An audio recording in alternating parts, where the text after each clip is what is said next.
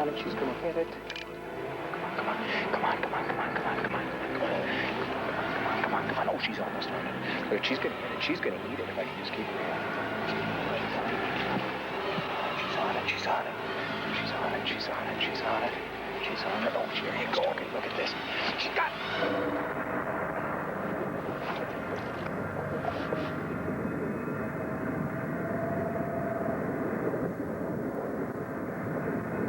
Hey, wait a minute. Stop the tape. Muskie fishing is never this easy. Before you catch one, you're supposed to suffer first. And believe me, we did. By fishing Rowan early in the season, I'd hoped to find muskies in shallow water where I could spot them before casting a fly to them. A trip the previous spring had produced a couple of beauties on fly rods, and I was dying to capture this shallow water phenomenon on tape.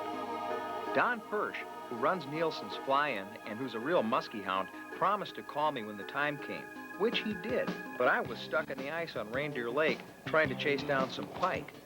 By the time I could get to Rowan, an unseasonable heat wave had pushed the fish out of shallow water. To make matters even worse, when we arrived, we brought with us a severe cold front. On the first day, in the very first spot, we hit a small fish almost instantly. It gave us false hopes.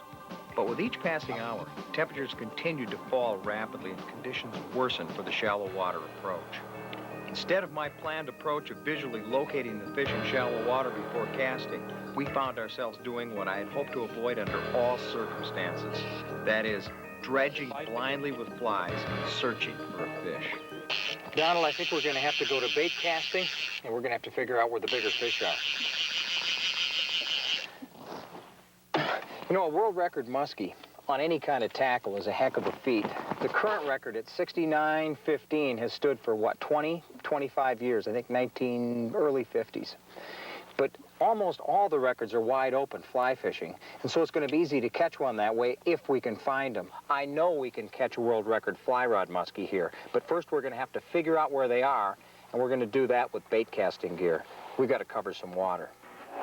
We abandoned typical spring areas in favor of points and transitions adjacent to the spawning grounds. I threw a spinnerbait shallow as Don worked the deeper water outside the break with a crankbait that ran about 12 feet. After several hours of searching, Don made contact. I got her.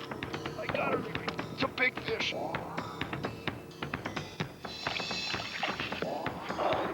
Yes. Beautiful, 30 plus. We're talking horse. This is a big muskie. We've been looking for This is a big muskie, which we're always looking for. Let's clip the hooks out. The big clipperoo. You did go to dental school, you told me earlier. There, we're clear of the fish. Okay. Here, we're going to give you a look at her, and we're going to try not to hurt her. Here we go. Here, take a look at this critter. What a beautiful... This is what it is. What a chunker. She's a real chunker. Here, let's get her back now, okay? Yeah. Here we go. Back in the water. We've learned a ton in the last day. We've learned that we've got the worst possible conditions to catch muskies on flies. The water's cooling.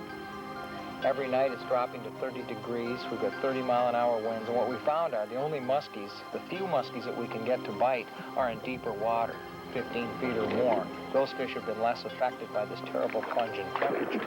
So what we're going to do is be working deep weeds and cliffs that are adjacent to the bays where the fish spawned and where they've retired now in this cold weather. Let the line sink way down, strip them in real slow, and just pray for one bite. Be sure to join us next week, because the muskies are getting a lot friendlier. See you then.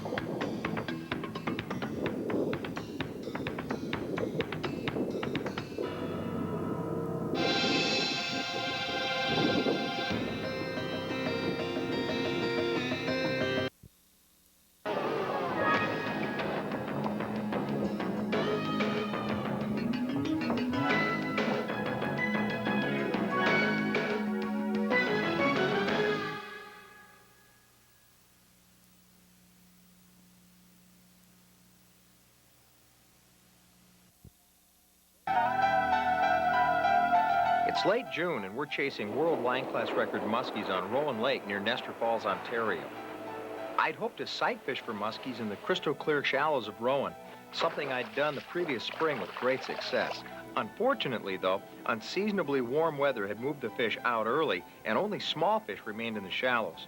A couple of hard days probing with bait casting gear has shown us the fish are spread out all over the place. Plus, a severe cold front has really shut them down. After several follows and Don finally dredging a 30-pounder out of deep water off the point of an island, we totally abandoned hopes of an easy shallow water fly rod fish.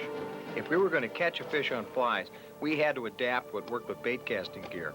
We had no choice but to dredge the typical summer spots with giant flies and sinking lines. This was not going to be easy. The few muskies that we can get to bite are in deeper water, 15 feet or more. Those fish have been less affected by this terrible plunge in temperature. That means our tactics with fly rods are going to have to be, well, they're going to have to be pretty unconventional. We're going to use full sinking fly lines, and we're making flies. I'll show you one right here. This is all synthetic hair. It doesn't absorb water, and it's quite, it's not air resistant at all. It's kind of curly and wrinkled to give an impression of size, but there aren't really very many fibers here. You can see I've just got a few fibers, but they're teased and curled at the base to make them look fat. I've got a head made out of deer hair that dives to complement the sinking line.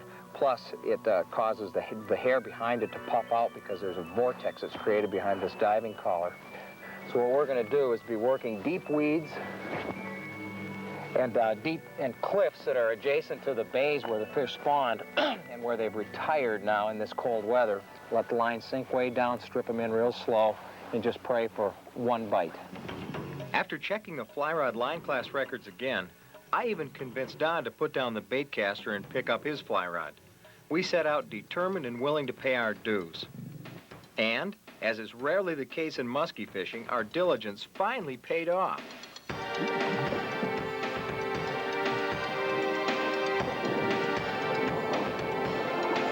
We can boat her. She's going to be a world record muskie on a fly on my class. Oh. Boy, hooked good, too. Whoa, look at this. What a pretty little muskie.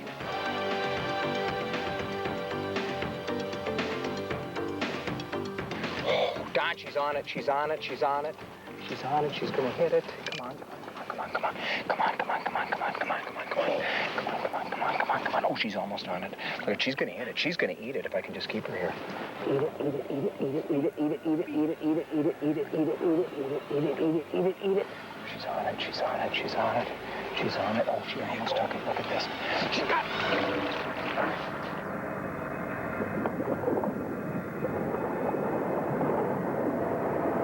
Man, oh man. Oh, this is a better fish. This is a good one. Oh, Larry, what a fish. Oh, beautiful job. You got her? You caught her? Oh. That was so hot. I just love it to see them when they bite. Oh, that's a nice big muskie. This one's over 20. Now, this is easily a line class record in any line class with fly rods. She's almost 4 feet long. She's 44 inches. Wow, 2 record-sized muskies on fly rods in an hour. Thanks, Donald. You know, we really did deserve those fish.